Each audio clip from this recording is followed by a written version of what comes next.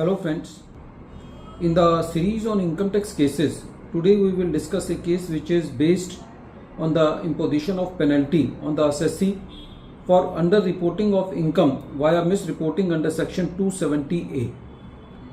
The issue before Delhi ITA B bench was that if the assessee files his return of income, after filing the return of income, the notice for scrutiny is issued to the assessee, and after issuing the scrutiny notice to the assessee suo-moto rectifies his mistake for the loss taken as admissible expenditure and some expenses which the assessee claimed as charity.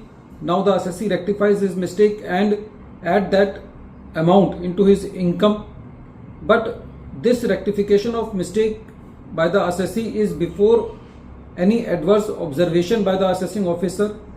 So whether in that case the imposition of penalty on the assessee for underreporting via misreporting is justified.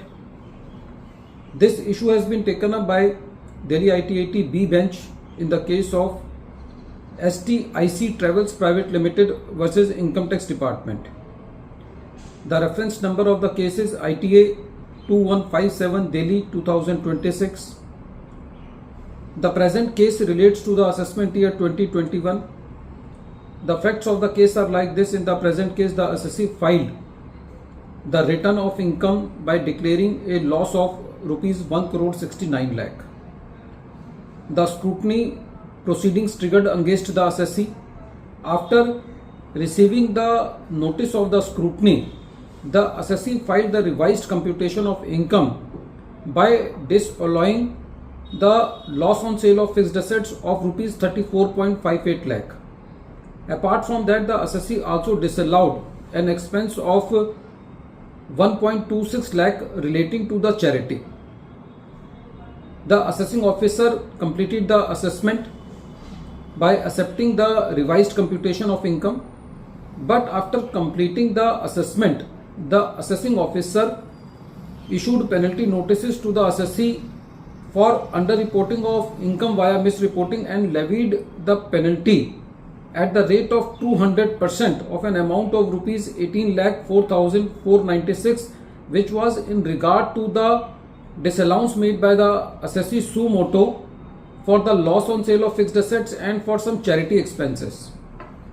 The assessee pleaded that the assessee has suo-moto disallowed those expenses and there was no intention of the assessee, and due to some technical glitches in the software, the assessee was not able to enter the correct amount and in the correct columns at the time of filing the return of income. The assessee also pleaded that since the time for filing the revised return was expired, so the assessee was not able to file the revised return also. So the penalty should not be levied on the assessee, but the assessing officer levied the penalty, which was confirmed by the learned CIT appeal, and when the matter was before the tribunal, the assessee pleaded that the assessee has suo-moto rectified the mistake before the issuance of any adverse observation by the assessing officer, so there is no underreporting via misreporting by the assessee.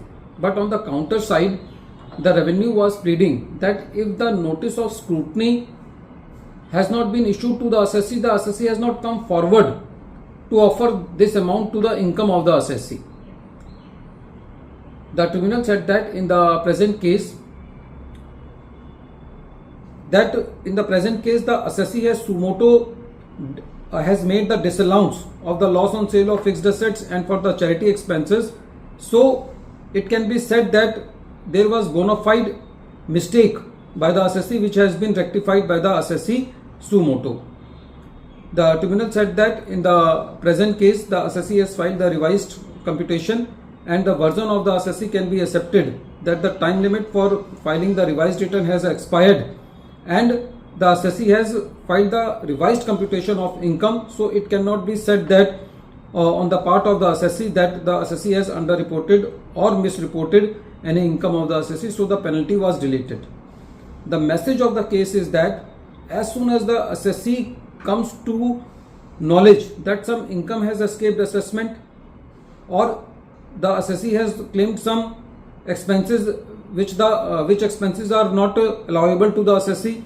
The assessee should suo-moto come to the assessing officer and said that this mistake has been done by the assessee so that he can escape his penalty. So in the present case, because the assessee has suo-moto declared that part of the income, the penalty was deleted.